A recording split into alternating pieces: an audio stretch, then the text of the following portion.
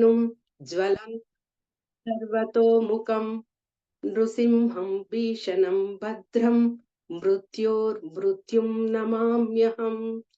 మనము నరసింహస్వామిని కానీ ప్రార్థిస్తే మనం సాధారణంగా మృత్యువుకి భయపడతాము, కానీ ఆ మృత్యువుకే భయాన్ని కలిగించేవారే శ్రీ నరసింహస్వామి. కాబట్టి అలాంటి నరసింహ క్షేత్రాల గురించి మనం ఇప్పుడు తెలుసుకోబోతున్నాం. నరసింహస్వామి హిరణ్యకశిపునితో భీకరమైన యుద్ధం చేస్తూ ఉన్నారు. అలాగా యుద్ధం చేస్తున్నప్పుడు ఆకాశం నుండి దేవతలు, బ్రహ్మ అందరూ సకలం అందరు కూడా హాహాకారాలతో అందరు కూడా చూస్తున్నారు. అలాగా ఆయన భీకరంగా పోరాటం చేసిన తర్వాత ఆయన హిరణ్యకశిపుణ్ణి వధ తర్వాత దేవతలందరూ కూడా అహో శౌర్య అహో వీర్య అహో బహు పరాక్రమ నారసింహం పరమం దైవం అహోబల అహోబిల అని అందరు కూడా స్తుతించారట. అంటే ఆయన యొక్క బలాన్ని, శక్తిని గురించి అందరు కూడా చక్కగా ఆ విధంగా స్తుతించారు. అంటే నరసింహస్వామి ఆ భీకర పోరాటం తర్వాత కూడా అదే ఉగ్ర రూపంలోనే ఆయన ఉన్నారు. అలాగ ఉన్నప్పుడు వీళ్ళందరూ కూడా శాంతపరచడానికి అలాగ ఆయన బలం గురించి, శక్తిని గురించి పూర్తిగా ఆయన్ని స్తుతించారు. మొదట అహోబల అనే చెప్పేవారు. అంటే ఆయన యొక్క శక్తిని గురించి పొగిడారు కాబట్టి అక్కడ అహోబల అనేసి ఆ ఆ ప్రాంతంలో చెప్పారు. అది కాలక్రమేణా ఏమైందంటే అహోబిల అని వచ్చింది. సాధారణంగా ఆయన మానవ రూపం, జంతువు యొక్క సింహం యొక్క రూపం. సింహం సాధారణంగా బిలం అంటే గుహలలోనే ఎక్కువగా నివసిస్తూ ఉంటది కాబట్టి ఆ విధంగా అహోబిల అని కూడా ఆ నామాన్ని చెప్పారు. మనకి 108 దివ్య క్షేత్రాలు ఉన్నాయని అందరికీ తెలుసు కదా. అలాంటి 108 దివ్య క్షేత్రాలలో 97వ దివ్య క్షేత్రంగా అహోబిలాన్ని చెప్తారు. అంటే మన దక్షిణ భారతదేశంలో 2 దివ్య క్షేత్రాలు వచ్చాయి. తిరుపతి దివ్య క్షేత్రము, అహోబిలం కూడా దివ్య క్షేత్రంగా ఆ 108 దివ్య క్షేత్రాలలో వచ్చాయి. అసలు దివ్య క్షేత్రం అంటే ఏమిటి అని మొదట మనము తెలుసుకున్నప్పుడు, ఆల్వార్లు 12 మంది ఆల్వార్లు ఉన్నారు. వాళ్ళు ఇలాగా క్షేత్రాలలో అంతా ఎక్కడెక్కడ భగవంతుణ్ణి దర్శించడానికి వెళ్తారో అలాగా వాళ్ళు కాలు పెట్టిన ప్లేసు అలాగా వెళ్ళి ఆ దర్శనాన్ని చేసుకొని చక్కగా అక్కడ స్తుతించి వచ్చేవారు. అలాంటి ప్రాంతాలనే దివ్య క్షేత్రాలుగా చెప్పబడింది. అంటే ఆల్వార్లందరూ కూడా వెళ్ళి అక్కడ ఆ క్షేత్రాలలో వెళ్ళి చక్కగా దేవుణ్ణి దర్శించుకొని వచ్చిన వారు కాబట్టి ఆ ప్రాంతానికి దివ్య క్షేత్రాలు అని చెప్పబడ్డాయి. 4 యుగాలలో ఉన్న అందరూ కూడా ఈ అహోబిలాన్ని దర్శించారు అని మనకి శాస్త్రాల్లో చెప్తున్నారు. ఎలాగంటే ఫస్ట్ సత్యయుగం తీసుకున్నప్పుడు సత్యయుగంలో అందరూ బ్రహ్మ, దేవతలు అందరూ కూడా అక్కడ దర్శించుకున్నారు. వారితో పాటు శివుడు, పరమశివుడు కూడా అహోబిలాన్ని దర్శించి ఆయన అక్కడ ప్రార్థించారట. అదే విధంగా త్రేతాయుగంలో తీసుకున్నప్పుడు త్రేతాయుగంలో శ్రీరామచంద్రుడు కూడా అహోబిలాన్ని దర్శించి ప్రార్థనలు చేశారు. ఆయన పంచామృత స్తోత్రాన్ని చేశారు. దానినే ఏం చెప్తారంటే నరసింహ పంచామృత స్తోత్రం అని శ్రీరామచంద్రుడు స్వయంగా అహోబిలంలో నరసింహస్వామిని స్తుతిస్తూ చెప్పినటువంటి స్తోత్రం అది. తర్వాత ద్వాపర యుగంలో పంచ పాండవులందరూ కూడా ఈ అహోబిలాన్ని దర్శించుకున్నారు. ఇక కలియుగంలో అయితే చాలా మంది కలియుగంలో శ్రీ రామానుజాచార్యులు, తర్వాత శ్రీపాద శంకరాచార్యుల వారు, తర్వాత మన చైతన్య మహాప్రభుల వారు కూడా అహోబిలాన్ని దర్శించారు అని చెప్తారు. ఇంకా ఎంతో మంది అలాగా ఆ అహోబిలాన్ని దర్శించిన వారిలో ఉన్నారు. అన్నమాచార్యుల వారు ఆయన కూడా అహోబిలాన్ని దర్శించారు అని చెప్తారనమాట. ఇలాంటి ఇంత విశిష్టత కలిగిన ఈ అహోబిలానికి మనం అందరం కూడా ప్రయాణించి 9 నవనరసింహ క్షేత్రాలను మనము ఒక్కొక్కటిగా తెలుసుకుందాం.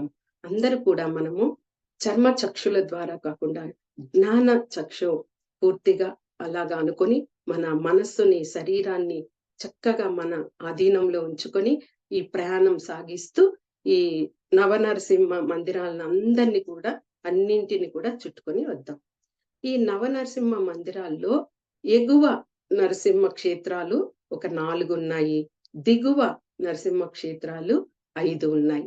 మొదట దిగువ క్షేత్రాలు తీసుకున్నప్పుడు మొదట యోగానంద నరసింహస్వామి ఒకటి, తర్వాత కారంజ నరసింహస్వామి రెండవది, మూడవది భార్గవ నరసింహస్వామి నాలుగవది, ఛత్రవట నరసింహస్వామి ఐదవది, పావన నరసింహస్వామి.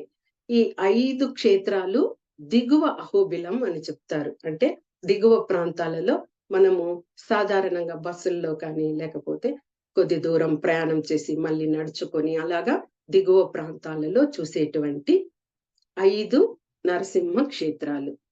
ఇక ఎగువ ప్రాంతంలో చూసినప్పుడు ఫస్ట్ వరాహ నరసింహ క్షేత్రం, తర్వాత మాలోల నరసింహ క్షేత్రం, ఆ తర్వాత జ్వాలా నరసింహ క్షేత్రము, తర్వాత ఉగ్ర నరసింహ క్షేత్రం. ఇలాగా 4 మందిరాలు ఎగువ ప్రాంతంలో, ఎగువ అహోబిలం. ఈ 4 మందిరాలు మనం దర్శించాలంటే కొద్దిగా శ్రమతో కూడుకున్న పని. కానీ ఎవరైతే ఆ మందిరాలన్నీ దర్శించుకోవాలని మనసులో తలుచుకుంటారో, ఎంత ఏజ్డ్ వాళ్ళైనా కానీ అక్కడికి వెళ్ళంగానే చేతిలో ఒక కట్టెను తీసుకునేసి చక్కగా ఎగువ మందిరాలన్నీ కూడా దర్శనం చేసుకునే భాగ్యాన్ని నరసింహస్వామి ఆ శక్తిని అక్కడ వాళ్ళందరికీ కల్పిస్తారు. అది మాత్రము సత్యము. ఎవరైనా అక్కడ వెళ్ళి నేను వెళ్ళలేను అని అనుకుంటే కూడా చక్కగా వెళ్ళిపోయి ఆ దర్శనం అన్ని చూసుకొని వస్తారు. ఈ ఎగువ నరసింహ క్షేత్రాల్లోనే మొదట స్టార్టింగ్ లో మనకి శ్రీ లక్ష్మీ నరసింహ అంటే అహోబిల లక్ష్మీ నరసింహ మందిరము మొదట ఉన్నది. అంటే ఆ మందిరం స్టార్టింగ్, తర్వాత ఇంకా అన్ని కూడా ఎగువ ప్రాంతాలుగా ఉంటాయన్నమాట. మనము ఈ 9 నరసింహ క్షేత్రాల్ని చక్కగా దర్శనం చేసుకుందాం. మొదట యోగానంద నరసింహ. ఈ యోగానంద నరసింహ క్షేత్రంలో నరసింహస్వామి చతుర్భుజుడై పద్మాసనంలో కూర్చొని ఉంటారు. పద్మాసనంలో ఉండి చతుర్భుజుడై ఉంటారు.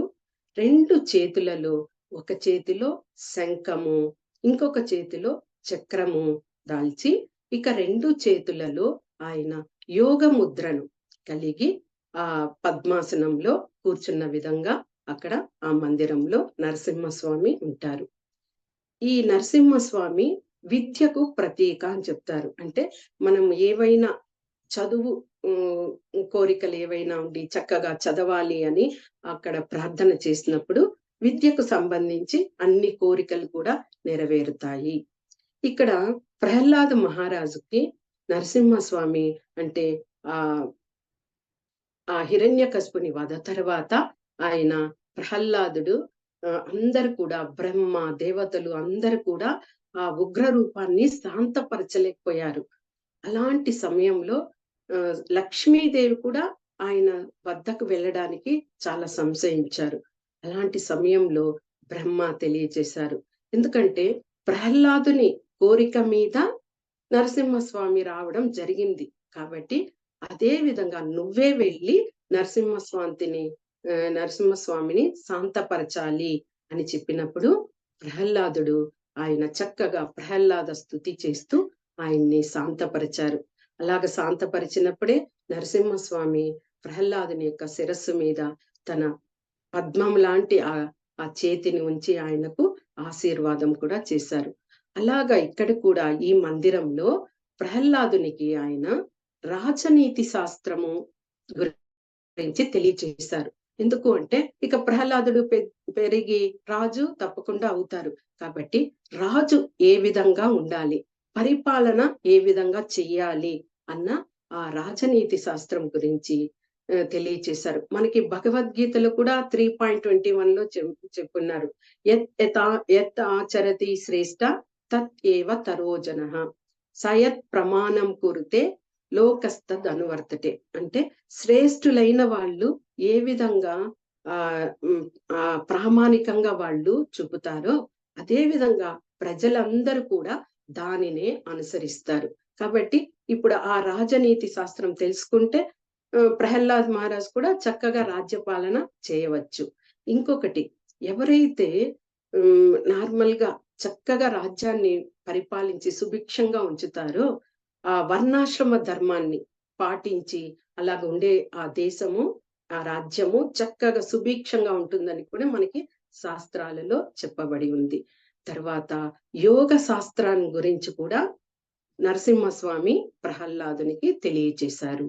ఇక 32 రూపాలలో అక్కడ అందరికీ కూడా సిద్ధులకి, యోగులకి అందరికీ కూడా నరసింహస్వామి తన దర్శనాన్ని కలిగించారట. ఆ యోగానంద నరసింహస్వామి. అక్కడే 2 సత్రాలు కూడా ఉంటాయి. అక్కడ నిత్యము అన్నదానము జరుగుతూ ఉంటది. ఈ మందిరానికి ఎదురుగానే ఇక నవనరసింహ మందిరము ప్రతిష్ఠింపజేసి ఉన్నారు. ఎందుకు అంటే చాలా మంది ఎగువ అహోబిలాన్ని దర్శించలేకపోవచ్చు. లేకపోతే కొంతమంది టూరిస్టులు ఉదయమే వచ్చి సాయంత్రం వెళ్ళిపోయే వాళ్ళు ఉంటారు. ఈ మందిరానికి వెళ్తే కనీసం 2 రోజులైనా పడుతది. అలా కాకుండా తెలియకుండా వచ్చి ఉంటారు కొంతమంది. అలాంటి వాళ్ళు త్వరగా వెళ్ళిపోవాల్సి వస్తుంది. కాబట్టి అలాంటి వాళ్ళ కోసము ఈ మందిరం ఎదురుగానే నవనరసింహ విగ్రహాలను ప్రతిష్టాపన చేసి ఉన్నారు. ఆ విగ్రహాలను కూడా, ఆ మందిరాన్ని కూడా మనము దర్శించుకున్నాం. తర్వాత నెక్స్ట్‌ది కారంజ నరసింహ. ఈ కారంజ నరసింహ మందిరము మనము బయలుదేరుతున్నాము. ఈ కారంజ అంటే కానుగ చెట్టు. కానుగ చెట్టుకే ఇంకొక పేరు కారంజ అని అంటారు. ఇక్కడ కూడా నరసింహస్వామి చతుర్భుజుడై ఉన్నాడు. ఒక చేతిలో చక్రము, ఇంకొక చేతిలో ధనస్సును కలిగి ఉంటాడు. మనకి ఆశ్చర్యంగా ఉంది, నరసింహస్వామి ఎందుకు ధనస్సును తన విల్లుని చేతిలో ఉంచుకున్నారు అని. ఇంకా 2 చేతులతో ఆయన అభయహస్తంతో ఉన్నారనమాట. ఇక్కడ ఇక్కడ చెప్పిన విధంగా ఏమిటి అంటే బ్రహ్మాండ పురాణంలో చెప్పి ఉన్నారు. ఏమంటే ఇక్కడ ఒక భవనాశిని అనే నది ప్రవహిస్తూ ఉంది. ఆ నదిలో ఎవరైతే స్నానం చేసి భగవంతుణ్ణి మందిరంకి వెళ్ళి ప్రార్థిస్తారో వాళ్ళ భవబంధాలన్నీ తొలగిపోతాయి అని ఇక్కడ చెప్తున్నారు. ఈ ఈ నరసింహస్వామి ఈ కానుక చెట్టు కిందే వెలిసి ఉన్నారు, ప్రతిష్టాపన చేసి ఉన్నారు కాబట్టి అది కారంజ నరసింహ అని పేరు కూడా వచ్చింది. ఇక్కడ మనము తెలుసుకున్నాము నరసింహస్వామి చేతిలో ధనస్సు ఎలా ఉంది అనడానికి అక్కడ పూజారులు ఇచ్చిన వివరణ ఏమిటి అంటే, మనకి త్రేతాయుగం ముగిసిపోయింది. శ్రీరామచంద్రుని యొక్క అవతారం చాలించాక ఆయన అంతర్ధనమై ఆయన వెళ్ళిపోయాక హనుమాను ఇంకా కూడా ఆయన మనస్సులో శ్రీరామచంద్రుని తలుస్తూ ఉన్నారు. ఎందుకు? హనుమాను చిరంజీవి. మనకు తెలుసు 7 మంది చిరంజీవులు ఉన్నారు. అశ్వత్థామ, తర్వాత పరశురామ, బలిచక్రవర్తి, హనుమాను, వ్యాస మహర్షి, కృపాచార్యులు, తర్వాత విభీషణుడు. ఇలా వీరందరూ కూడా చిరంజీవులుగా చెప్పబడతారు. అలాగా హనుమాన్ కూడా నిరంతరము రాముణ్ణి తలుస్తూ ఆయన ఈ అహోబిలంలో వచ్చి ఈ కానుక చెట్టు కింద ఆయన కొన్ని రోజులు తపస్సు చేశారట. అలాగా తపస్సు చేసినప్పుడు నరసింహస్వామి ప్రత్యక్షమయ్యారు. కానీ హనుమాన్ హృదయంలో ఎవరు? రామచంద్రుని రూపాన్ని ఆయన పదిలం చేసుకున్నారు. కాబట్టి నరసింహస్వామి రూపాన్ని చూసి నాకు రామునిలాగా దర్శన భాగ్యాన్ని ఇవ్వు స్వామి అని వేడుకున్నారట. అప్పుడు నరసింహస్వామి ధనస్సును చేపట్టి ఆయనకు రాముని రూపంలాగా ఆయనకు దర్శన భాగ్యము ఇచ్చారు. ఇంకొక కథను చెప్పారు. ఏమంటే దుర్వాస ముని యొక్క శాపం వలన ఒక కోవెల అనే ఒక ఋషి ఆ కానుక చెట్టు కింద వచ్చి తపస్సు చేశారట. అలాగా తపస్సు చేసినప్పుడు నరసింహస్వామి ప్రత్యక్షమయ్యి ఆయనకు జ్ఞానాన్ని, సకల శాస్త్రాలను ఆయనకు తెలియజేశారట. అంటే ఈ కారంజ నరసింహస్వామి మనము వెళ్ళి ప్రార్థన చేస్తే జ్ఞానోదయం చక్కగా కలిగే విధంగా ఆయన మనకి మన కోరికలన్నీ కోరిన వాటినన్నీ కూడా నెరవేరుస్తాడని చెప్తారు. ఇదే కారంజ నరసింహ. తర్వాత మనము ప్రయాణమయ్యి భార్గవ అంటేనే పరశురాముడు. ఈయన కూడా చిరంజీవి అని చెప్తారు. కాబట్టి ఈ పరశురాముడు కూడా ఈ అహోబిలానికి వచ్చి ఇక్కడ ఈ ప్రాంతంలో తపస్సు చేయగా నరసింహస్వామి ప్రత్యక్షమయ్యారు. కాబట్టి అక్కడ ఆయనకు ఆ విధంగా ప్రత్యక్షమయ్యారు కాబట్టి అక్కడ భార్గవ నరసింహ అని కూడా అక్కడ పేరు వచ్చింది. ఇక్కడ ఈయన కూడా చతుర్భుజుడై నరసింహస్వామి ఉన్నారు. ఒక చేతిలో చక్రము, ఒక చేతిలో శంఖముతో పాటు ఉండి పూర్తిగా ఆయన ఇంకా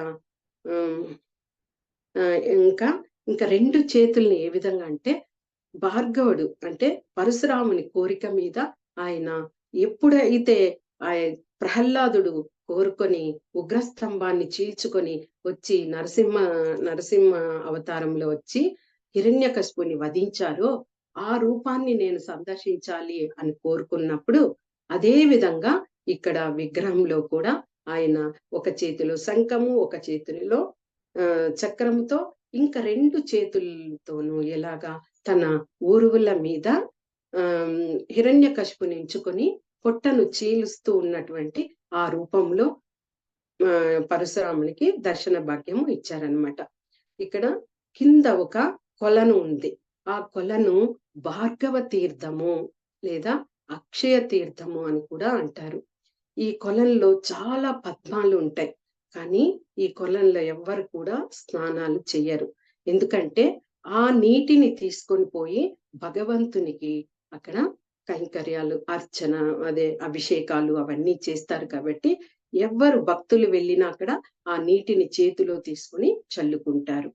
ఇక మనము పరశురాముడు అన్నప్పుడే మనకు తెలుసు ఆయన 10 దశావతారాలలో ఒక అవతారమే పరశురాముడు. ఆయన జమదగ్ని రేణుక మాతకు ఆయన పరశురామునిగా ఆవిర్భవించారు, మహావిష్ణువే.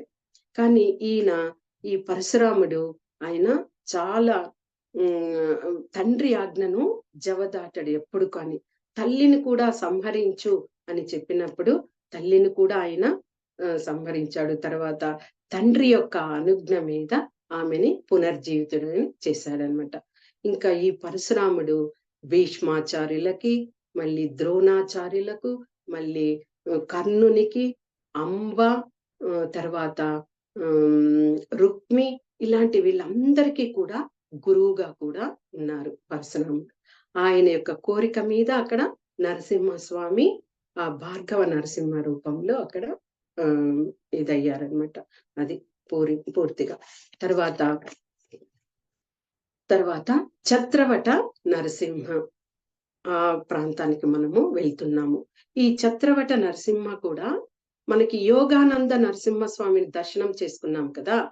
ఆ మందిరం నుంచి కొద్ది దూరంలోనే వాయువ్య దూరంలో అదే ఆ వాయువ ప్రాంతంలో మనకి ఈ ఛత్రవట నరసింహ ఉన్నారు. ఈయన కూడా చతుర్భుజుడై ఉన్నాడు. ఒక చేత శంఖము, ఒక చేత చక్రము, ఇక రెండు చేతులతో ఎలాగంటే ఆయన ఒక చేతిని అభయహస్తంగా ఉంచి ఇంకొక చేతితో ఆయన కీర్తన చేస్తూ తన ఊరువు మీద తాళం వేస్తూ ఉన్నటువంటి ఆ భంగిమలో మనకి అక్కడ దర్శన భాగ్యాన్ని ఇస్తారనమాట. అంటే ప్రహ్లాద్ మహారాజుకి ఆయన రాజనీతి శాస్త్రము, యోగ శాస్త్రము, యోగాచార్యులుగా అన్ని నేర్పించి ఆయనకు ప్రహ్లాదునికి కీర్తనలు కూడా నేర్పించారట. అంటే ఆయన కీర్తన ప్రియుడు ఈ నరసింహస్వామి. కాబట్టి నిరంతరము అలాగా తాళం వేస్తూ చక్కగా కీర్తన చేస్తూ ఉంటే ఆకాశంలో గంధర్వులు వెళ్తూ ఉన్నప్పుడు ఆహా ఓహో అని ఆ గంధర్వుల పేర్లు. వాళ్ళు కూడా ఎక్కడి నుంచో మధురమైన అదే సంగీతం వినిపిస్తుంది అని అనుకొని వాళ్ళిద్దరు కూడా వచ్చి నరసింహస్వామితో పాటు వాళ్ళు లయబద్ధంగా ఆ కీర్తనలంతా పాడి సంతోషపరిచారట. ఆ విధంగా ఆ ఛత్రవట నరసింహ. ఛత్రవట అంటేనే ఛత్రము అంటే గొడుగు అని అర్థం వస్తది. ఇక వటము అంటే వృక్షము. ఆ రావి చెట్టు ఛత్రములాగా పెద్దగా ఇదిగా ఉన్నది. ఆ చెట్టు కింద రావి చెట్టు కింద గొడుగులాగా ఉన్నటువంటి ఆ రావి చెట్టు కింద నరసింహస్వామి ప్రతిష్టాపన చేసున్నారు. ఇది కూడా చాలా అద్భుతమైన మందిరము. తర్వాత ఇక 4 మందిరాలయ్యాయి. యోగానంద నరసింహ, తర్వాత కారంజ నరసింహ, తర్వాత భార్గవ నరసింహ, తర్వాత ఛత్రవట నరసింహ. ఇప్పుడు 5వది మనము పావన నరసింహ దగ్గరకు వెళ్తున్నాం. ఈ పావన నరసింహ ఏమి అంటే పావని అనే నదీ తీరంలో ఈ నరసింహస్వామి మందిరము ఉన్నది, క్షేత్రము ఉన్నది. దీనికే పాములేటి నరసింహ అని కూడా చెప్తారు. ఎందుకు పాములేటి నరసింహ క్షేత్రం అని కూడా అంటారు అంటే ఈ పావని నది ఉన్నది కదా, ఆ నది ఆ కాలంలో వం వంపులు తిరుగుతూ ప్రవహించేదట. అంటే ఒక పాము ఎలాగా నేల మీద పాకుతూ వెళుతుందో అలాగా నది కూడా అన్ని వంకలు తిరుగుతూ ప్రవహించేది. కాబట్టి అక్కడ పాములేటి నరసింహ అని చెప్తారు. లేకపోతే పావన నరసింహ మందిరం అని కూడా చెప్తారు.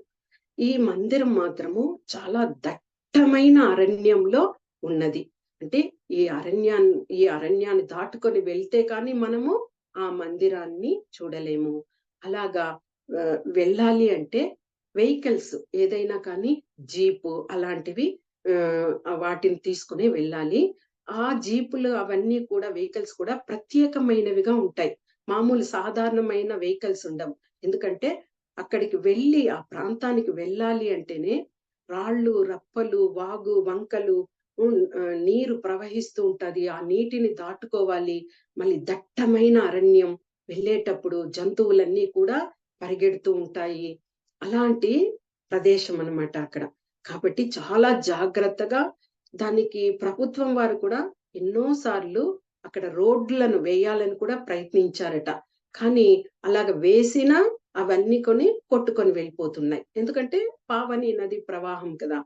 తర్వాత ఆ రోడ్డు సరిగా స్ట్రైట్ గా ఉంటే బాగుంటాయి. వంకలు అంటే మెలికలు తిరుగుతూ ఉన్న రోడ్డు వల్ల అవి సరిగా లేదు.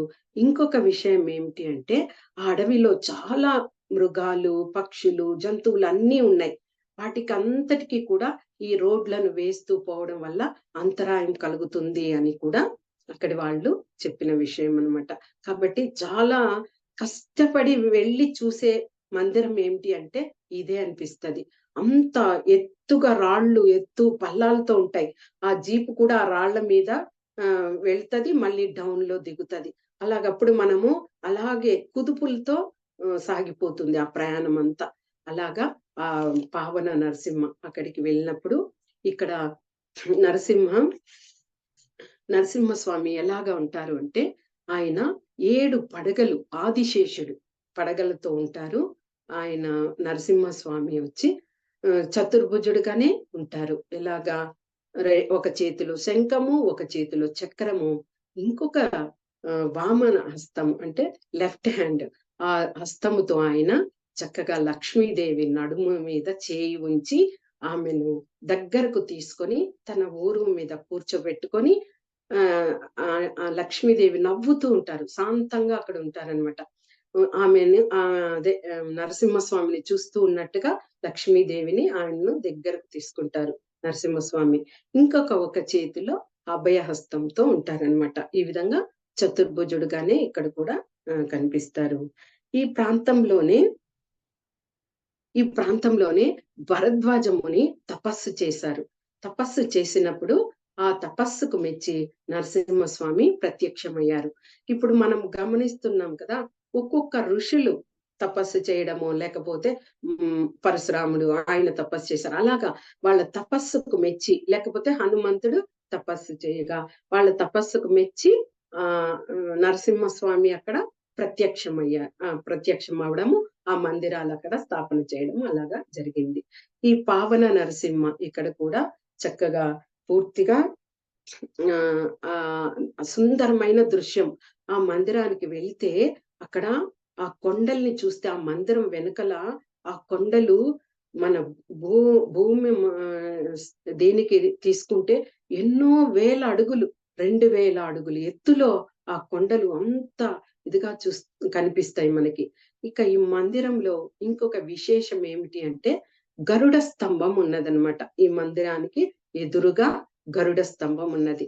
మనకు తెలుసు, ఏ మందిరంలో గరుడ స్తంభం ఉంటదో ఆ మందిరంలో ఉత్సవాల్ని చేస్తారు. అంటే గరుడు అందరినీ ఆహ్వానించి బ్రహ్మాది దేవతలు అందరూ వచ్చి ఉత్సవాల్ని జరిపిస్తారు. కాబట్టి ఇక్కడ కూడా పాల్గొన మాసంలో చక్కగా ఈ ఉత్సవాల్ని జరిపిస్తారట. ఇది పావన నరసింహ మందిరంలో. అక్కడ చెంచులు అంటే మనకి నరసింహస్వామి ఆ విధంగా ఉగ్ర రూపంలో ఉంటూ అడవి అంతా తిరుగుతూ ఉన్నప్పుడు ఆయన్ని ఎవ్వరూ కంట్రోల్ చేసి ఆయన కోపాన్ని తగ్గించలేకపోయారు. అందుకే ఉగ్రం వీరం. ఆ కోపంతో ఆయన అలాగే ఇదిగా తిరుగుతున్నప్పుడు, అలాంటి సమయంలో లక్ష్మీదేవి చెంచు రూపంలో వచ్చి ఆయన్ని శాంతపరిచి వివాహం చేసుకున్నారు అని చెప్తారు. అక్కడ ఎక్కువగా చెంచు జాతి వాళ్లే ఆ ప్రాంతం అంతా కూడా ఎక్కువ మంది ఉంటారు. పావ నరసింహ దగ్గర కానీ, మాలోల నరసింహ దగ్గర కానీ అక్కడ చాలా మంది ఈ చెంచు జాతి వాళ్ళే ఎక్కువ మంది ఉంటారనమాట.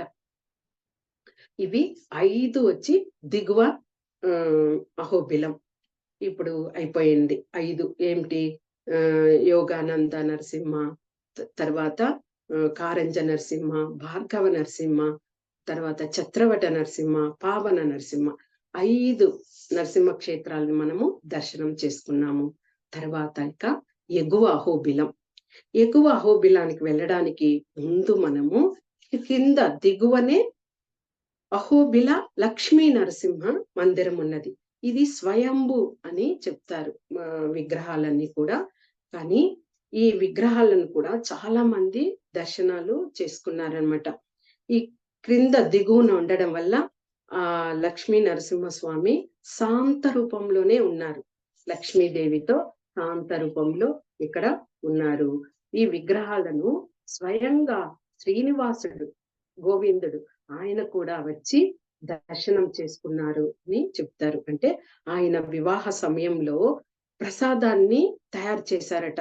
చాలా ప్రసాదం అలాగా తయారు చేసినప్పుడు ఆ ప్రసాదాన్ని మొదట ఆఫరింగ్ ఎవరికి ఇవ్వాలి అని తర్జన భర్జన జరుగుతూ ఉన్నప్పుడు బ్రహ్మ వచ్చి గోవిందునికి, శ్రీనివాసునికి చెప్పారు, నరసింహస్వామికి ఆ భోగాన్ని అర్పించు అన్నప్పుడు సాక్షాత్తు వెంకటేశ్వర స్వామి నేరుగా వచ్చి ఆ భోగాన్ని అర్పించారట. అప్పుడు దర్శనం చేసుకున్నారు. తర్వాత ఆయన వివాహం అయ్యాక కూడా పద్మావతి దేవి వారితో ఆయన వచ్చి ఆ మందిరానికి వచ్చి దర్శనం చేసుకుని వెళ్ళారు అని కూడా చెప్తారు. యాక్చువల్ గా ఇది చాలా పురాతన మందిరం. ఆ మందిరాన్ని చూస్తేనే తెలుస్తుంది మనకు. అంటే అంత పురాతన మందిరము. ఈ మందిరంలో చాలా స్టార్టింగ్ అదే కదా, మందిరంలో ఫోటో గ్యాలరీ అంతా ఉంచారు. అంటే అప్పటి కాలంలో అహోబిలం ఏ విధంగా ఉన్నది, ఇప్పటి కాలం అహోబిలం ఏ విధంగా ఉన్నది అనేది ఫోటోలన్నింటిని కూడా చక్కగా పొందుపరిచి ఉన్నారు. ఇంకా ఒక మ్యాప్, ఆ మ్యాప్ ను చూస్తే మనము అహోబిలంలో ఎక్కడెక్కడ మందిరాలు ఉన్నాయి, ఎలాగ దారులు ఎలాగ వెళ్తే ఆ మందిరాలను మనం చేరుకొని చూడగలుగుతాము అని ఆ మ్యాప్లంతా కూడా అందులో పొందుపరిచి ఉన్నారు. ఇంకా పురాతనమైన కట్టడాలు అన్నీ ఉన్నాయి. అలాగే శిల్పకళా నైపుణ్యం కలిగిన అన్ని శిల్పాలన్నీ కూడా ఉన్నాయి. ఆ కాలంలో ముస్లింల పరిపాలనలో అప్పుడు అందరు కూడా ఈ విగ్రహాలంతా కూడా ధ్వంసం చేశారు. అలాగ ధ్వంసం చేసినప్పుడు కొన్ని విగ్రహాలకు తలలు పడిపోవడము, చేతులు కొట్టివేయబడం అలాగ ఉన్న ఆ అన్నింటినీ కూడా జాగ్రత్తగా వాళ్ళు భద్రపరిచి ఈ గ్యాలరీలో ఇక్కడ ఉంచి ఉన్నారు. కాబట్టి ఇది చాలా పురాతనమైన మందిరం అని చెప్పబడింది.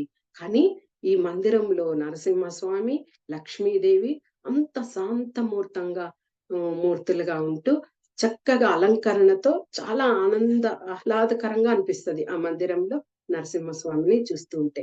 ఇక అక్కడి నుంచి మనకి ప్రయాణము కొండకు ఎగువ ప్రాంతానికి వెళ్ళడానికి ప్రయాణం అవుతాము. అక్కడ చాలా మంది కర్రలు, వెదురు కొమ్మలు, వెదురు కట్టెలు ఉంటాయి కదా, వాటిని తీసుకుంటారు. ఎందుకంటే ఇక వెళ్ళే ప్రయాణం అంతా కూడా హైగా అంటే ఎత్తుగా ఉంటాయి. ఇంకా రాళ్ళు, రప్పలు వాటి మీద ప్రయాణం చేయాలి.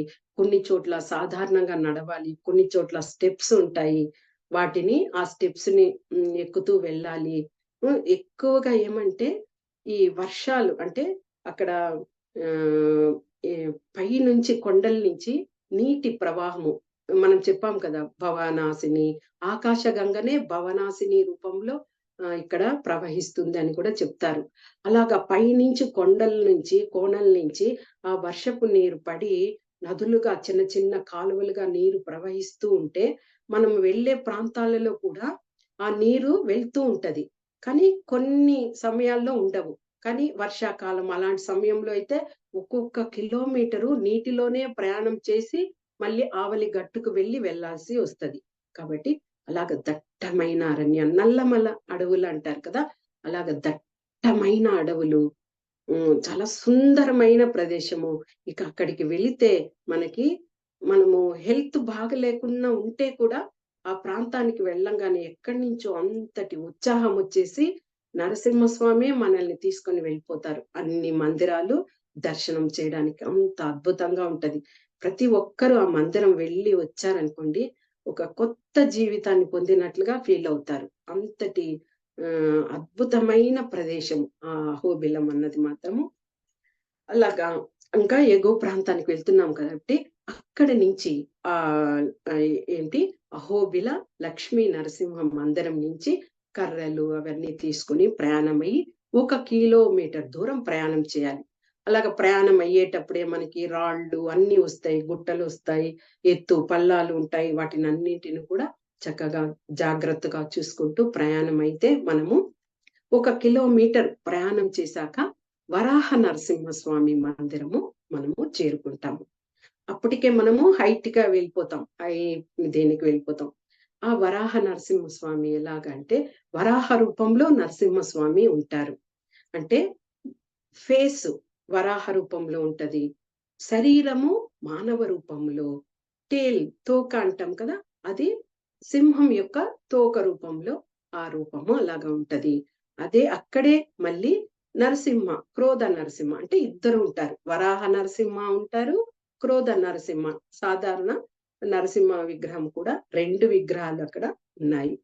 మనకి వరాహ నరసింహ అంటేనే మనకి 2 ఇది చెప్తారు. ఒక నరసింహ అదే వరాహ ఇది ఏమిటి అంటే మనము దశావతారాల్లో వరాహ స్వామి వచ్చారు. భూమాతను హిరణ్యాక్షుడు సముద్రంలో బంతిలాగా దాచి ఉంచినప్పుడు అప్పుడు వరాహస్వామి లోపలికి వెళ్ళి భూమాతను తన దంతం మీద ఉంచుకొని పైకి తీసుకొచ్చారు. 2 సార్లు వరాహ రూపము ఎత్తారు అని చెప్తారు. ఇంకొక వరాహము ఇక్కడ మనం చెప్పుకునే వరాహం ఏంటంటే సోమకాసురుడు అనే ఒక రాక్షసుడు కూడా భూమాతని ఎక్కువగా హింసిస్తూ ఆమెని దాచిపెట్టాడట. అలాగా అయినప్పుడు దేవతలందరూ కూడా నరసింహస్వామిని వేడుకొనగా వరాహస్వామిని వేడుకొనగా వరాహస్వామి వెళ్ళి అదే విధంగా భూదేవిని కాపాడి ఆ దంతం మీద ఆ భూదేవి నుంచి పైకి తీసుకొచ్చారట. అలాగ తీసుకొస్తుంటే ఎలాగ కనిపించారని ఆచార్యులు వివరించారు. చంద్రుని మీద మేఘాలు కప్పబడి ఆ మేఘాలన్నీ తొలగిపోతూ ఉంటే ఎంత చక్కగా చంద్రబింబము దూసుకొని అలాగే వస్తది చక్కగా బయటకు. అంటే అమ్మయ్య నాకు ఇదంతా పోయింది, మేఘాలన్నీ పోయాయి అన్నట్టుగా చంద్రుడు కాంతితో బయటికి వస్తారు. ఆ విధంగా భూమాతను కూడా వరాహస్వామి ఆ విధంగా తన దంతం మీద ఉంచుకొని ఆమెను పైకి తీసుకుని ఆ విధంగా వచ్చారట. ఆ రూపమే ఇక్కడ వరాహస్వామి మందిరము. ఇక్కడ ఎదురుగా ఏమిటి అంటే ఒక కాలక్షేప మండపము అనేది పక్కనే ఉంది ఆ మందిరానికి పక్కన. ఆ కాలక్షేప మండపం ఎందుకున్నది అంటే, ఆ కాలంలో అందరూ ఈ విధంగా నరసింహ క్షేత్రాల్ని దర్శనం చేసుకుంటూ అలసిపోయి కొద్దిగా సేద తీరడానికి ఆ కాలక్షేప మండపం అనేది ఉండేది. అక్కడే కొంతమంది వంటలు చేసుకొని భోంచేసేవారు, నిద్రపోయేవారు, తరువాత ప్రయాణము సాగించేవారు. కానీ ఇప్పుడు ఈ కాలంలో ఏమైంది, ఈ కొంతమంది పిల్లలు ఉంటారు కదా! వాళ్ళందరూ ఆ కాలక్షేప మండపం లోపలికి వెళ్లి పేర్లను వ్రాయడము, గోడల మీద చిత్రాలను వేయడము, ఆ విధంగా చేయడం వల్ల ఆ మండపానికి పూర్తిగా గ్రిల్‌ని వేసి మూసేశారనమాట. కానీ చక్కగా ఉంది. అక్కడ వెళ్తే కొద్దిగా సేద తీరడానికి అంత అద్భుతంగా ఉన్నది. ఇప్పుడు కూడా మనం చూడొచ్చు. కాకపోతే లోపలికి వెళ్ళలేము. ఆ మందిరానికి ఎదురుగానే ఒక నది, చిన్న నది ప్రవహిస్తూ ఉంటది. అక్కడ కొండలు కాబట్టి ఎక్కడి నుంచో వర్షాలు పడతాయి. ఆ వర్షపు నీళ్లు కాలువలుగా వెళ్తూ ఉంటాయి.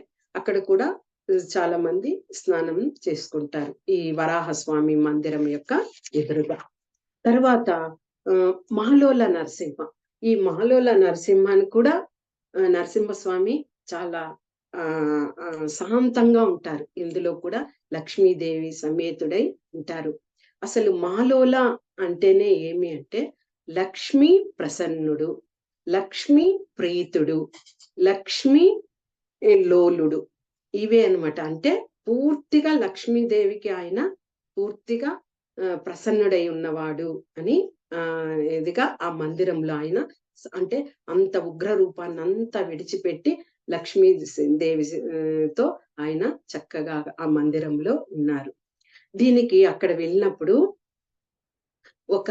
అక్కడ బ్రాహ్మణులు ఉంటారు కదా! వాళ్ళు ఒక కథను వివరించారు. ఎలాగ మాలోల నరసింహ ఇక్కడ ఎవరికి ఇది చేశారు అన్నట్టుగా చెప్పినప్పుడు, కర్ణాటక రాష్ట్రంలో మాండ్య జిల్లాలో మేల్కోటై అనే గ్రామం ఉంది. మేల్కోటైలో కూడా నరసింహస్వామి ఉన్నారు. అక్కడ కూడా మనం సెపరేట్ గా వెళ్లి దర్శనం చేయవచ్చు. మేల్కోటైలో కూడా అతి పురాతనమైన మందిరం ఉంది. నరసింహస్వామి మందిరం. అలాగా కర్ణాటక జిల్లాలో కర్ణాటక స్టేట్ లో మాండ్య జిల్లాలో మేల్కోటై అనే ప్రాంతంలో ఒక భక్తుడు శ్రీనివాస ఆచార్య అనే ఆ భక్తుడు ఉండేవారు. ఆ భక్తుని కలలో నరసింహస్వామి కనిపించి, నువ్వు సన్యాసాశ్రమాన్ని తీసుకొని నువ్వు అహోబిలానికి వచ్చి నీ విద్యుక్త ధర్మాల్ని నువ్వు అక్కడే శేష జీవితాన్ని నువ్వు అక్కడ గడుపు అని ఆ శ్రీనివాసాచార్యకు ఆయన తెలియచేశారు భగవంతుడు. అప్పుడు ఆ శ్రీనివాసాచార్య గురువు యొక్క ఆజ్ఞతో ఆయన వద్ద సెలవు తీసుకుని ఆయన అహోబిలానికి బయలుదేరాడు.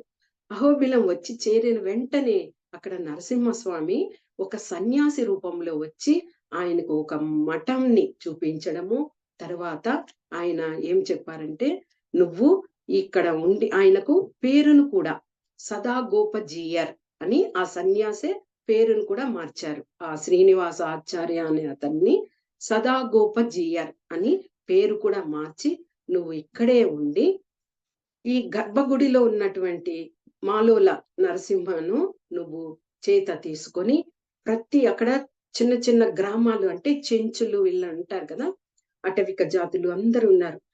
తర్వాత ఇంకా కొన్ని గ్రామాలు ఉంటాయి. అలాంటి అన్ని గ్రామాలకు, అన్ని ఇండ్లకు, ప్రతి ఇంటి గడప వద్దకు నరసింహస్వామిని తీసుకెళ్లి దర్శన భాగ్యాన్ని కల్పించు.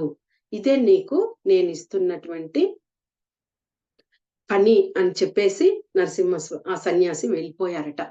అప్పుడు ఆయన ఆ సన్యాసి వెళ్ళిపోతున్నప్పుడు ఆయన అడిగారట, అంతగా విశిష్టత ఏమిటి ఈ మాలోల నరసింహ యొక్క విశిష్టత అని చెప్పి ఆయన అలాగ ఉండే సమయంకే గర్భగుడి నుంచి నరసింహస్వామి నడుచుకుంటూ, అంటే పాదరక్షలు ఉన్నాయట. పాదరక్షలు ఉండి చిన్న విగ్రహమే పాదరక్షలతో నడుచుకుంటూ వచ్చి ఆ సదాగోపజీయర్ చేతిని పట్టుకొని ఇప్పుడు ఆయన ఆజ్ఞ ఇచ్చారు కదా, నేను సిద్ధము, నేను నీతో రావడానికి సిద్ధము, ప్రతి గ్రామము, ప్రతి ఇంటి ముందు, ప్రతి గడప దగ్గరికి వెళ్ళి నన్ను పరిచయం చెయ్యి అని చెప్పి ఆయన చెప్పారట. అప్పుడు ఆ సదాగోపజేరు అలాగే అవాక్కైపోయి ఆయన సన్యాసి చెప్తున్నారు, ఈయన రావడం కూడా జరిగింది. కాబట్టి మామూలుగా సాధారణంగా గర్భగుడి నుంచి విగ్రహం అనేది ఉత్సవంలో పాల్గొనేది చాలా రేరు. ఎందుకంటే గర్భగుడిలో విగ్రహం అలాగే ఉంటది, ఉత్సవ మూర్తులు వేరుగా ఉంటారు. కానీ మనకి పూరి జగన్నాథ క్షేత్రంలో కూడా సంవత్సరానికి ఒకసారి మనకి గర్భగుడి నుంచే వాళ్ళందరూ వస్తారు. అదే జగన్నాథుడు, బలభద్రుడు, సుభద్రమయ్య. కానీ ఇక్కడ కూడా అదే విధంగా మాలోల నరసింహ గర్భగుడిలో ఉన్నటువంటి ఆ విగ్రహాన్నే తీసుకొని అన్ని 40 డేస్ మండలం అంటారు కదా, ఆ మండలం రోజు ఇక్కడ ఉత్సవాన్ని చేస్తారట.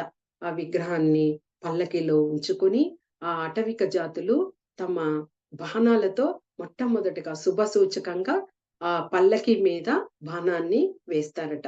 అది శుభ సూచకంగా తీసుకొని మండలం రోజులు అన్ని గ్రామాలకి భగవంతుణ్ణి తీసుకువెళ్ళి ప్రతి ఇంటి ముందు నిలిపి వాళ్ళు భగవంతుణ్ణి పరిచయం చేపించి అక్కడి ప్రజలందరూ కూడా ఉత్సాహంతో ఆ గ్రామాధికారులు అందరూ కూడా ఈయన్ని ఆహ్వానించడం, కొద్దిసేపు ఉండడం, తర్వాత ఇంకొక గ్రామానికి వెళ్ళడం, అలాగా 40 డేస్ పాల్గొన మాసంలో పౌర్ణమి అలాంటి సమయంలో ఈ ఉత్సవాన్ని జరుపుతారట. ఇదే పార్వేట ఉత్సవం కూడా అని అంటారు. పార్వేట ఉత్సవము అంటే మనకి తిరుమల తిరుపతి దేవస్థానంలో కూడా ఈ పార్వేట ఉత్సవం అనేది జరుగుతుంది. ఏమిటి అంటే అప్పుడు ఆ కాలంలో రాజులందరూ కూడా మామూలుగా వేటకు వెళ్ళేవారు కదా, వేటకు వెళ్ళి వాళ్ళ క్షత్రియ ధర్మం అది.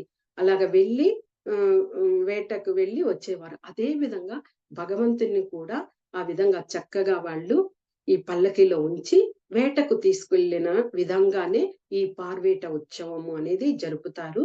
అది సాధారణంగా సంక్రాంతి మరుసటి రోజు అన్ని చోట్ల చేస్తారు, అన్ని మందిరాలలో. కానీ ఇక్కడ మాత్రము సంక్రాంతి తరువాత 40 రోజులు చక్కగా విజయదశమి రోజుల్లో కూడా చేస్తారు ఈ పార్వేట ఉత్సవం అనేది ఇక్కడ చేస్తారనమాట. ఇక అక్కడి నుంచి కొద్దిగా మాలోల దర్శనం అయ్యాక అక్కడి నుంచి ప్రయాణం చేస్తే ప్రహ్లాదుని యొక్క బడి గురుకుల ఆశ్రమం. మనము చూసారా, ప్రతి ఒక్కరికి గురువు అనేవారు ఉంటారు. సాక్షాత్తు శ్రీరామచంద్రునికి, కృష్ణ భగవానునికి, సందీపముని, అదే వశిష్ఠముని, అందరు కూడా విశ్వామిత్రుడు, అలాగ అందరు కూడా ఉన్నారు గురువులుగా. ఆ విధంగా ప్రహ్లాదుడు కూడా ఆ బడిలో గురుకులంలోనే ఆయన సాండ, మళ్ళీ ఎవరు చండ, మర్క, ఆ గురువుల దగ్గర ఆయన విద్యను అభ్యసించారు. ఆ బడి ఇంకా కూడా ఉన్నది, ఆ గురుకుల ఆశ్రమము ఇప్పుడు కూడా మనము దర్శనం చేసుకోవచ్చు. అక్కడికి వెళితే ఆ కాలంలో నేల మీద చక్కగా బండల మీద వాళ్ళు రాసిన రాతలు సంస్కృతంలో రాసినవి ఇప్పుడు కూడా మనం ప్రత్యక్షంగా చూడవచ్చు. అక్కడ ఎత్తైన ప్రదేశమే, మాలోల నరసింహనే హైట్ లో ఉంటారు. ఇంకా అక్కడి నుంచి ఇంకా పైకి వెళ్తే ఈ మందిరం వస్తుంది, అదే ప్రహ్లాదుని యొక్క ఇది. అక్కడికి వెళ్తే కూడా అక్కడ 365 రోజులు వర్షం పడుతూనే ఉంటది, తుంపర్లు పడుతూనే ఉంటాయి. అక్కడ గర్భ అనే గరిక ఉంటది. ఆ గరిక మీద ఆ వర్షపు చినుకులు పడి చక్కగా ముత్యాల్లాగా నిలిచి ఉంటాయి. అది మనం ఎవ్వరు వెళ్ళినా చూడవచ్చు. అక్కడ చాలా సేపు ఉండిపోయాను నేనైతే ఆ గర్భ మీద. అవి పడి మనం చూడడానికి ముత్యాలు ఉన్నాయా దాని మీద అన్నట్టు పడిపోతాయి అలాగా. అక్కడ ఒక చిన్న మందిరము, నరసింహస్వామి మందిరం ఉన్నది. ఆ మందిరాన్ని ఇప్పటికీ కూడా సకల దేవతలు వచ్చి దర్శనం చేసుకుంటారు. చిన్న మందిరం, ఒక్కరే వెళ్ళి చూసుకొని రావాలి.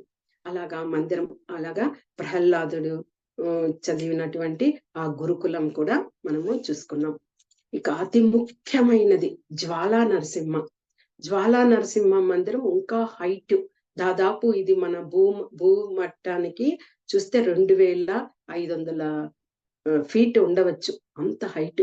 అక్కడికి వెళ్ళడమే చాలా, అంటే దాదాపు మనము దిగువ అహోబిలం నుంచి ఒక 3.5 4 కిలోమీటర్లు నడుచుకు వెళ్ళాలి.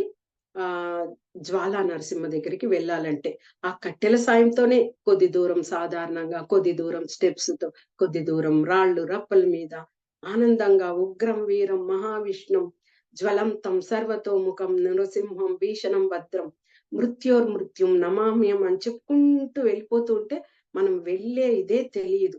అంత చక్కగా వెళ్ళిపోవచ్చు. ఇక ఆ జ్వాలా నరసింహ అక్కడ మందిరం వెళ్ళేటప్పుడు అక్కడ ఆ భవనాసిని నది పైనుంచి దుముకుతూ ఉంటది.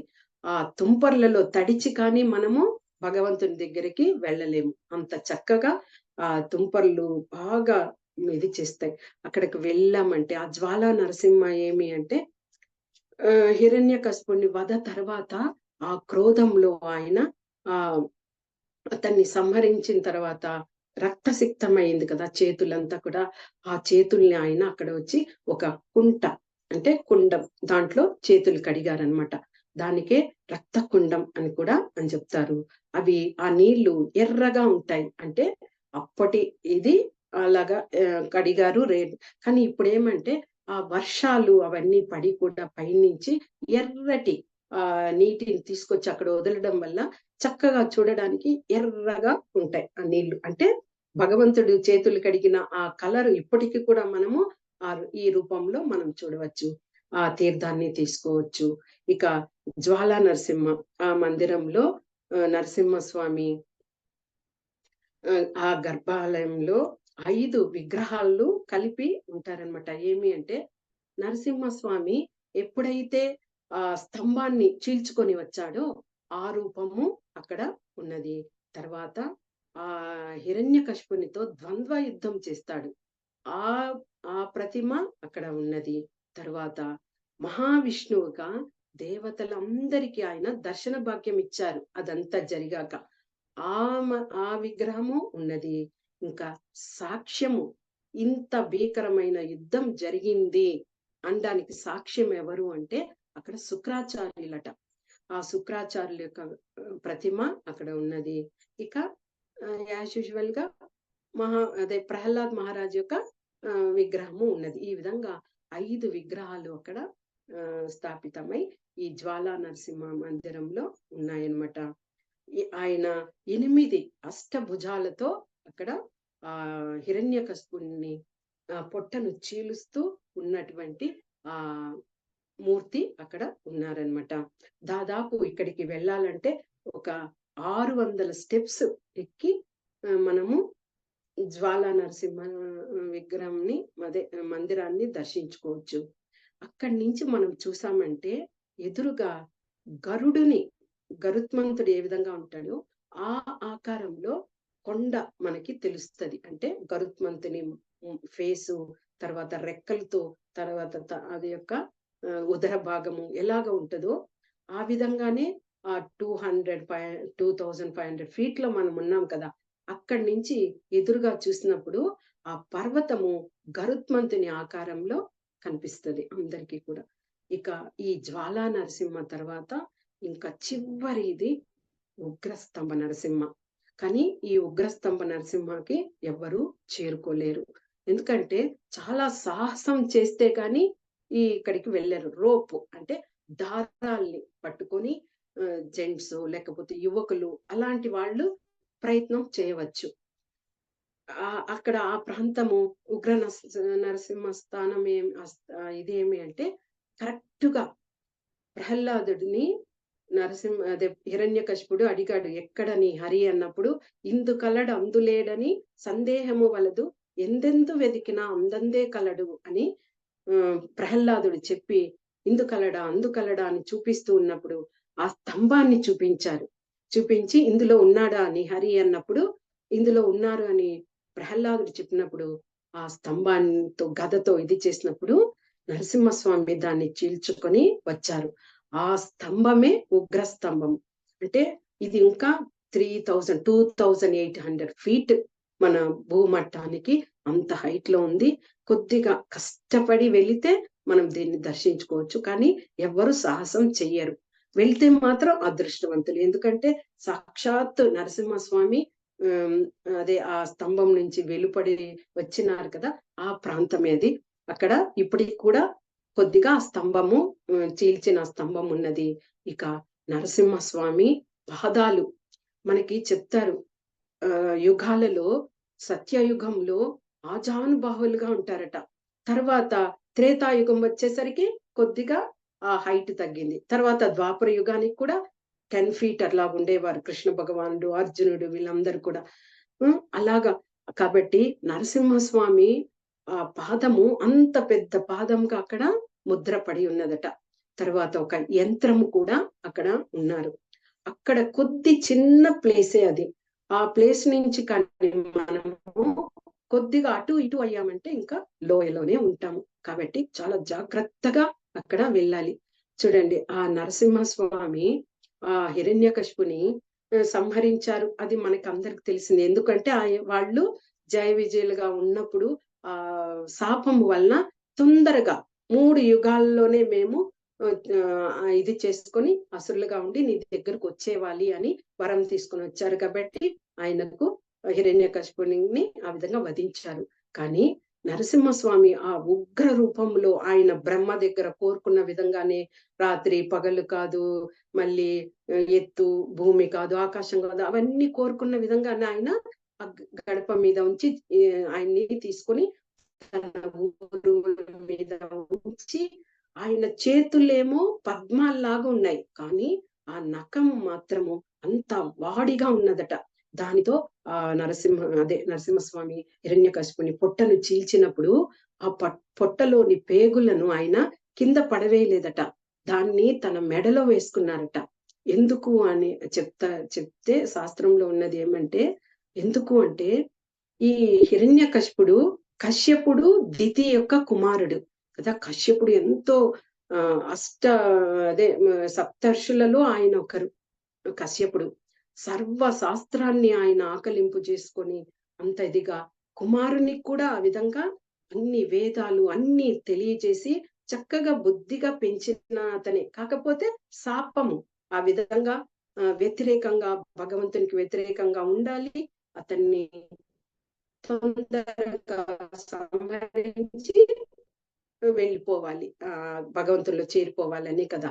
కాబట్టి అంత అన్నింటినీ తెలిసిన ఆ హిరణ్యకశిపుడిని ఆయన ఓంకారము అన్ని చెప్పుంటారు, వేదాలన్నీ చెప్పుంటారు. మనం ఏది చెప్పినా కానీ మన నాభి నుంచే అది బయటకు వస్తది. అంటే పొట్టకి కనెక్ట్, అది పేగులకి కూడా అది కనెక్ట్ కదా. ఆ ఓంకారం ఏది చెప్పినా కానీ నాభి నుంచి. కాబట్టి అలాంటి పేగులు అంటే అవన్నీ ఆయన జీర్ణించుకొని ఉన్నాడు. వేదాలన్నీ కూడా తన కడుపులో జీర్ణమైపోయి ఉన్నాయి చెప్పి చెప్పి చెప్పి. కాబట్టి అలాంటి ఆ పేగులను ఆయన కింద పడవేయకుండా అంటే వేదాలకు అంత మర్యాద ఇచ్చినట్లుగా కింద వేసేయకుండా దాన్ని తన మెడలో వేసుకున్నారని ఒక ఇదిగా మాకు అక్కడ క్లాస్ లో చెప్పారు. అదే అక్కడ ప్రభుజీ క్లాస్ తీశారు ఒకసారి చెప్పారు. అంత అంటే నరసింహస్వామి అప్పుడు కూడా హిరణ్యకశిపుని విడిచిపెట్టి అయ్యాడు. ఎందుకు ఎదురు అయ్యాడు అనేది కూడా మనకు తెలుసు. అలాగే ఎదురు అయితే కానీ భగవంతుని చేతిలో ఆయన హతం కాపాడాడు. కాబట్టి అలాగా ఇదైపోయి ఆయన చేరిపోయాడు. తర్వాత అదే ఉగ్రస్తంభము అదే మనము చూసుకోవచ్చు. కానీ ఆ ఉగ్రస్తంభం తర్వాత మనము ఈ జ్వాలా నరసింహ తర్వాత మాలోల నరసింహ, తర్వాత ప్రహ్లాదుని యొక్క బడి, తర్వాత వరాహ నరసింహ, ఈ విధంగా ఎగువ ప్రాంతాల్లో అయినటువంటి మందిరాలన్నీ కూడా దర్శనం చేసుకున్నాం. ఓకేనా మాతాజీ? ప్రతి ఒక్కరు కూడా ఎవరు కూడా ఇంతవరకు అహోబిలం చూడకుండా ఉన్న వాళ్ళు ఎవరైనా ఉంటే తప్పకుండా మన జీవితంలో మన విద్యుక్త ధర్మం ఏమిటి, ఒక మనిషిగా పుట్టినందుకు మనము ఇలాగా సత్యకాలంలో జరిగినటువంటి ఈ ఇది కదా, అలాంటిది ఇంకా కూడా మన కళ్ళ ఎదురుగా అవన్నీ ప్రత్యక్షంగా ఉన్నాయి అంటే మనము ఎంత అదృష్టవంతులము. ఆ కాలంలో వీటిని అదే విధంగా త్రేతాయుగం నాటిని సేతు అది చూస్తున్నాము. ద్వాపర యుగం నాటి ద్వారకా చూస్తున్నాము. ఇంకా కలియుగంలో చైతన్య మహాప్రభువులు వారు వచ్చి ఆయన నామాన్ని ఇచ్చిన అది చూసాము. కాబట్టి మన జన్మ పుట్టుక అనేది ఎంతో అదృష్టం. కాకపోతే ఈ 84 లక్షల జీవరాశుల్లో మనము 4 లక్షలు మనుషులుగా జన్మించున్నాం. కాబట్టి మన పూర్తిగా మన ఇదంతా కూడా భగవంతునికే సేవ చేయడానికి అలాగా అంకితం చేసుకొని మన మన సార్థకతను చేసుకోవాలి. ఎంతో భౌతిక అటాచ్‌మెంట్‌తో ఎక్కువగా ఉంటాము. కానీ అది అంతా కూడా మనకు తెలుసు. కాలం రూపంలో మనకి భగవంతుడు చెప్తూ ఉన్నాడు. జన్మ, మృత్యు, జరా, వ్యాధి. మనము ఈ ఈ నాలుగింటిని మనము ఆ మృత్యువు అనేది దశ వరకు వచ్చి మనల్ని వెంబడిస్తూ వస్తూ ఉంటది. కానీ ఆ మృత్యువుని మంచిగా తీసుకోవాలి అంటే మనము భగవంతుని నామస్మరణ చేస్తూ, ఆ భగవంతుని సేవ చేస్తూ, ఈ విధంగా మనకు తెలిసింది ఇతరులకు తెలియజేస్తూ చక్కగా ఆ దీంట్లో ఉన్నామంటే మనము సార్థకత అయినట్టే కదా! కాబట్టి అందరూ కూడా ఎవరైనా చూడని వాళ్ళుంటే కూడా అహోబిలాన్ని దర్శించండి. హరే కృష్ణ మాతాజీ, హరే కృష్ణ ప్రభుజీ. నాకు ఈ అవకాశాన్ని ఇచ్చినటువంటి ప్రభువులందరికీ అదే మాధవ్ గౌరదాస్ ప్రభుజీ, నాకు పేరు మాధవ్ గౌరదాస్ ప్రభుజీ, తర్వాత హరిదాస్ వర్య ప్రభుజీ, మురళీ గోవింద ప్రభుజీ, వీళ్ళందరికీ కూడా నేను ఎప్పుడూ రుణపడి ఉంటాను. ఈ మంచి అవకాశాన్ని ఇచ్చి నాకు అహోబిలం గురించి చెప్పడానికి మీరు నాకు ఒక అవకాశాన్ని ఇచ్చారు. హరే కృష్ణ. వాంఛా కల్పతరుభ్యశ్చ కృపా సింధుభ్య ఏవ చ పతితానాం పావనేభ్యో వైష్ణవేభ్యో నమో నమః. హరే కృష్ణ. ఎవరికైనా సందేహం ఉంటే అడగండి, లేకపోతే మీరెవరైనా కానీ అహోబిలం వెళ్ళి ఉంటే ఇంకా ఏమైనా పాయింట్స్ యాడ్ చేయాలన్నా చేయొచ్చు. హరే కృష్ణ. హరే కృష్ణ ప్రభుజీ. హరే కృష్ణ మాతాజీ, దండవత్ ప్రణామ్. హరే కృష్ణ. చాలా చక్కగా వివరించినారు మాతాజీ. మేము ఇదివరకు చూసినాము, మళ్ళీ ఇప్పుడు మీరు వింటుంటే మీరు మళ్ళీ ఒకసారి చూసినట్టుగా అనిపించింది. అన్ని డీటెయిల్గా చెప్పినారు. ఒక చిన్న క్వశ్చన్ ఇది మాతాజీ. మేము దర్శనం చేసినప్పుడు కూడా ఉంటే మా గైడ్ని అడిగినాము. అడిగితే చెప్పినారు, అది పావన నరసింహ దగ్గర అక్కడ వచ్చే భక్తులందరూ వాళ్ళు చేసే ఆఫరింగ్స్, వాళ్ళు చేసే పద్ధతులు, పూజలు అవి కొంచెం సాంప్రదాయకంగా లేక వేరే విధంగా ఉంది. అయితే దాని రాక్షసుడు అనేదో చెప్పినారు, కానీ అది సరిగా గుర్తులేదు మాతాజీ. దాని గురించి కాదు ప్రభుజీ, అక్కడ ఏమిటంటే చెంచు లక్ష్మి అంటే మనము ఇప్పటి కాలంలోనే మనం ఎలాగున్నాము, జీవహింసలు చేస్తున్నాము, అన్ని తీసుకుంటున్నాం. కానీ ఆ సత్యయుగంలోనే వాళ్ళు చెంచులు అంటే అటవిక జాతులు. వాళ్ళు అటవిక జాతులకి వాళ్ళకి మనలాగా వరి ధాన్యాలు, పంటలు, పొలాలు అవన్నీ వాళ్ళకి ఏం తెలియదు. కాబట్టి వాళ్ళు ఏమంటే ఇట్లాగ జంతు బలులు ఇచ్చి వాటిని తిని అలవాటు ఉన్నవాళ్ళు. కాబట్టి ఇంకా నరసింహస్వామి అలాగ ఉగ్ర రూపంలో ఉంటే ఆయన ఎంతకు శాంతం అవడం లేదు. కాబట్టి ఈ చెంచు రూపంలో మహాలక్ష్మి ఆమె వివాహం చేసుకున్నాక ఆయన శాంతపడ్డారు. కానీ మహావిష్ణువు అదే నరసింహస్వామి అంతా అలాంటివన్నీ చేయలేదు, ఆ జంతువులు ఇది చేయడం.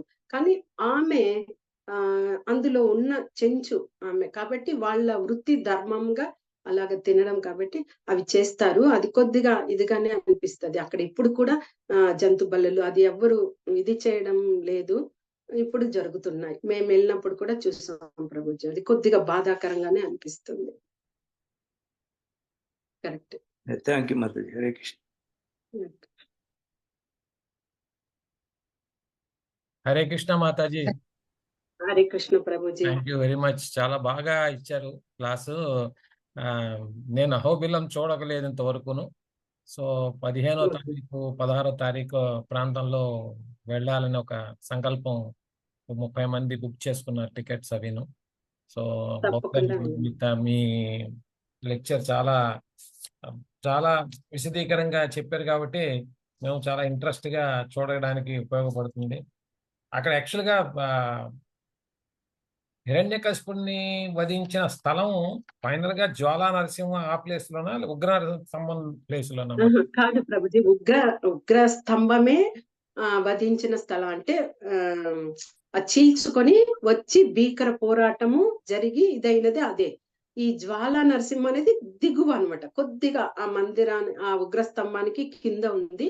అక్కడ అంతా అయ్యాక ఆయన చేతులను కడుగుకోవడానికి ఆయన కిందకు రావడము, అక్కడ కొలను అది వచ్చి గంగా యొక్క నీళ్లతోటే ఆయనకి శాంతపరిచారట. ఆ ఉగ్రంలో ఉన్నప్పుడు ఆ నీటిని ఆయన మీద అభిషేకం చేసి శాంతపరిచారు. ఆ కొలంలో ఆయన పూర్తిగా దాన్ని ఆ రక్తం అంతా కడిగేశారు. అంటే జ్వాలా నరసింహలో అది. కానీ రూపము అక్కడ విగ్రహం మాత్రము నరసింహుని చీల్చుతూ ఉన్నట్టుగానే జ్వాలా నరసింహ మందిరంలో ఉంటుంది. కానీ యాక్చువల్ గా ఉగ్ర స్తంభంలోనే అది జరిగింది. Thank you Mataji. అన్ని నోట్స్ అంతా రాసి ప్రభుజీ ఇవన్నీ ప్రభుజీ నేను అంటే వెళ్ళినప్పుడు అనుభవంతో అక్కడ బ్రాహ్మణులు వాళ్ళు చెప్తారు కదా, వాళ్ళకి కొద్దిసేపు ఈ విశిష్టత ఏమి మందిరం యొక్క అంటే కొద్దిగా చెప్పిన ఆ విషయాల్ని ఆకలించేసుకొని పూర్తిగా వచ్చిన తర్వాత రాసుకున్నదే ప్రభుజీ. ఇంకేమి ఎక్కడ నేను క్లాస్ వినలేదు. అహోబిలం గురించి మాత్రం స్వయంగా నేను ఇది రాసుకున్నది ప్రభుజీ. నా అనుభవమే పూర్తిగా ఈ ప్రాంతంలో ఇక్కడికి వెళ్ళాము, అక్కడ చూసాము, అది అట్లా అనుకో అక్కడ చెప్పిన వాళ్ళు ఇచ్చిన కదా. అవును మాతాజీ, కరెక్ట్. నేను కూడా ఇదే ఫస్ట్ టైం ఒకేసారి అహోబిలం గురించి విన్న క్లాస్ ఇదే ఫస్ట్ టైం నేను కూడాను.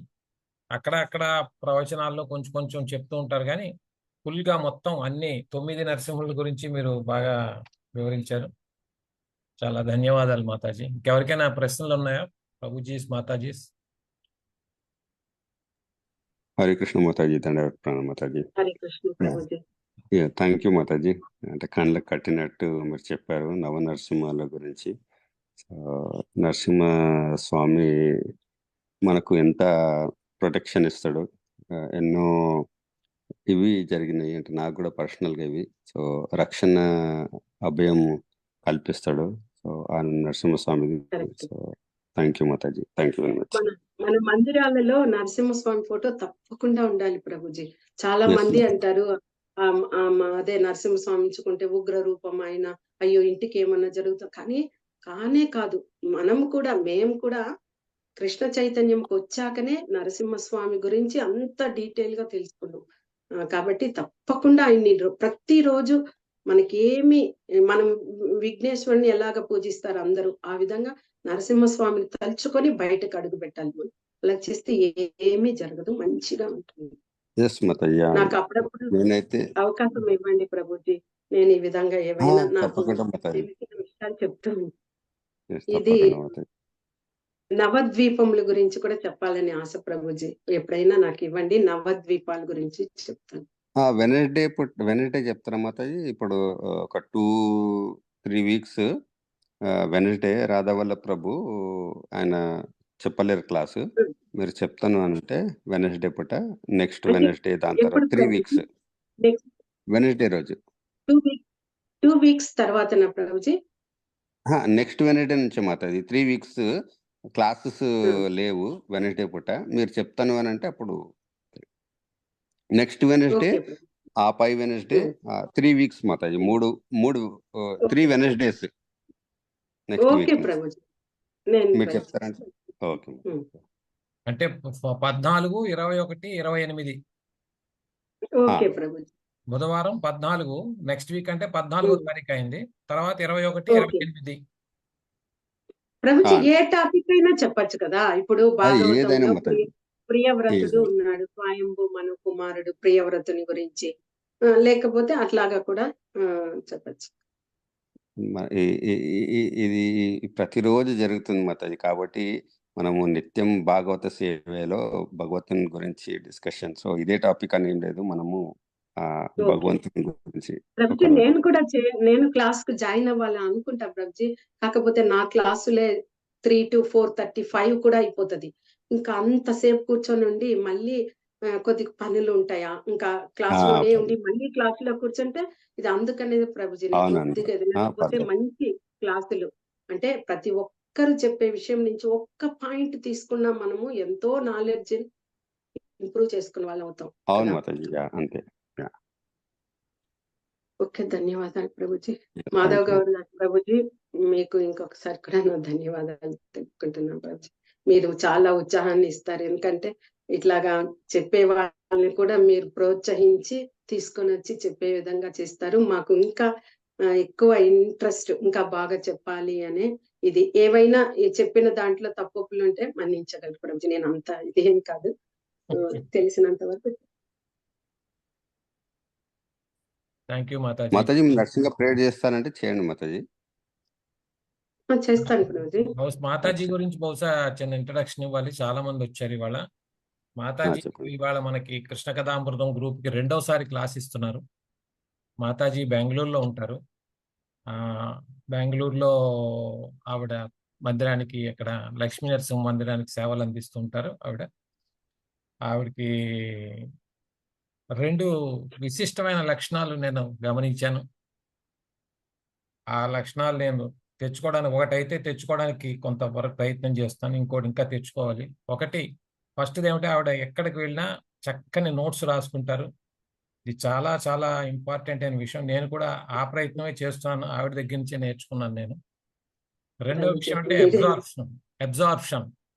చెప్పేది చాలా అబ్జార్ప్షన్ మూడ్ లో ఉంటారు ఆవిడ. సో ఇదొకటి నేను గమనించాను. అటువంటి అబ్జార్ప్షన్ తెచ్చుకోవాలని కూడా నేను ప్రయత్నం చేస్తున్నాను ఆవిడ దగ్గర నుంచి. సో ఆవిడ ఈ మధ్య ఒక ఏడాది లోపే అయింది ఆవిడకి ఇనిషియేషన్ దీక్ష తీసుకున్నారు. ఆవిడ శ్రీల జయపతాక స్వామి వారి శిష్యురాలు ఆవిడ. బెంగళూరులో ఉంటారు. సో ఇంకేమైనా మీ గురించి చెప్పాలి మాతాజీ? మీకు ప్రభుజీ ఏం లేదు ప్రభుజీ, చాలా ఇంట్రడ్యూస్ చేశారు, అదే చాలు. సో మా భక్తి వృక్ష కార్యక్రమానికి రెగ్యులర్ గా నేను ఉపదేశామృతము, ఈశోపనిషత్తు క్లాసులు ఇచ్చినప్పుడు చాలా రెగ్యులర్ గా ఆవిడ అటెండ్ అయ్యేవారు. అన్ని నోట్స్లు రాసుకుని క్వశ్చన్లు అడిగేవారు. అలాగే శనివారం ఆదివారం కూడా మాకు భగవద్గీత క్లాసులు అవి నడిచే, మాకు ఇప్పుడు కూడా నడుస్తున్నాయి. సో శనివారం ఆదివారం చాలా పంక్చువల్ గా ఆవిడ ఒక్క క్లాసు మిస్ అవ్వకుండా వస్తుండేవారు. ఆ విధంగా మాకు ఆవిడ పరిచయం అయ్యారు. ఆన్లైన్ లోనే మాకు పరిచయం అయ్యారు చాలా మంది ఈ విధంగాను కోవిడ్ టైంలో. సో ఆ తర్వాత శ్రీకృష్ణ కథామృతం గ్రూపు ఫార్మ్ అయినప్పుడు మురళీ గోవింద్ ప్రభు ద్వారా తెలిసినప్పుడు నేను కూడా ఆ గ్రూప్ లో జాయిన్ అవ్వడం, తర్వాత మాతాజీని కూడా మీ గ్రూప్ కి నేను పరిచయం చేయడం జరిగింది. ఆ విధంగా మీ వల్లనే ప్రభుజీ, మీ వల్లనే నేను క్లాస్ తీస్తున్నాను ప్రభుజీ, లేకపోతే నాకు తెలియదు. అది. సో ఎవరికైనా ఇంకేదైనా ప్రశ్నలు ఉంటే అడగచ్చును, లేదంటే మాతాజీయే నరసింహస్తుతి పాడతారు ఇవాళ. ఓకే పాడండి మాతాజీ. ఉగ్రం వీరం మహావిష్ణుం జ్వలంతం సర్వతోముఖం నృసింహం భీషణం భద్రం మృత్యోర్మృత్యుం నమామ్యహం. శ్రీ నరసింహ జయ నరసింహ, జయ జయ నరసింహ. ప్రహ్లాదీశ జయ పద్మ ముఖ పద్మ భృంగా. నమస్తే నరసింహాయ, నమస్తే నరసింహాయ. ప్రహ్లాదలాదదాయిని, ప్రహ్లాదలాదదాయిని. హిరణ్యకాశీపూర్వక్షః శిలటం కానకాలాయే. ఇతో నరసింహ పరతో నరసింహ, యతో యతో యామి తతో నరసింహ, యతో యతో యామి తతో నరసింహ. బహే నరసింహ హృదయే నరసింహ, నరసింహమదిం శరణాం ప్రపద్యే, నరసింహమదిం శరణాం ప్రపద్యే. నమస్తే నరసింహాయ ప్రహ్లాదలాదదాయిని. తవ కర కమలవరే నాకా అద్భుత శృంగా. దళిత హిరణ్యకశిపో తను భృంగా. కేశవద్రుత నరహరి రూప, జయ జగదీశ హరే, జయ జగదీశ హరే. జయ జగదీశ హరే. కేశవ ధృత నరహరి రూప జయ జగదీశ హరే.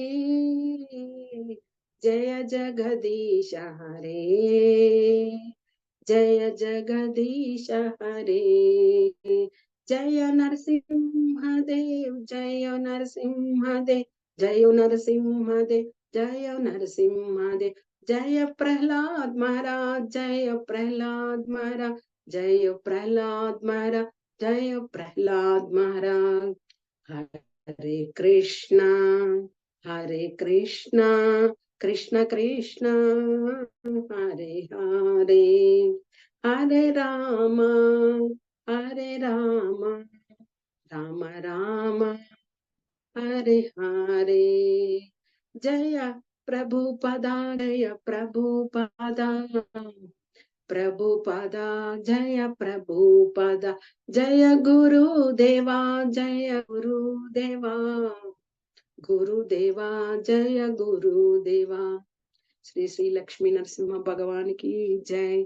అనంత కోటి వైష్ణవ భక్త బృందానికి జై. నామాచార్య హరిదాస ఠాకూర్కి జై. హరే కృష్ణ ప్రభుజీ.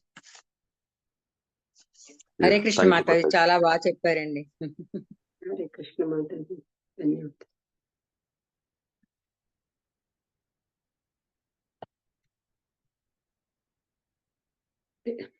హరే కృష్ణ ప్రభుజీ. హరిదాస్ వర్య ప్రభు, మీరు హరే కృష్ణ మాత. Thank you Mataji. క్లోజ్ చేయొచ్చు. సో ఇక్కడ ఏం చేద్దాం ప్రభు? క్లోజ్ చేయొచ్చు. Thank you Mataji. Hare Krishna Prabhuji. Next Wednesday తీసుకుంటాను ప్రభుజీ నేను class. Okay, thank you Prabhuji. Navadwip గురించి చెప్పచ్చా ప్రభుజీ? నవద్వీప్ చెప్పండి Mataji. Yes yes yes Mataji. Okay okay. Hare Krishna. వంచకల్పతరుభ్యశ్చ కృపా సింధుభ్యో చ పతితానాం పావనేభ్యో వైష్ణవేభ్యో నమో నమః. అనంత కోటి వైష్ణవ వృందకే జై. హరే కృష్ణ కృష్ణ కృష్ణ హరే హరే. హరి రామ రామ రామ హరే హరే.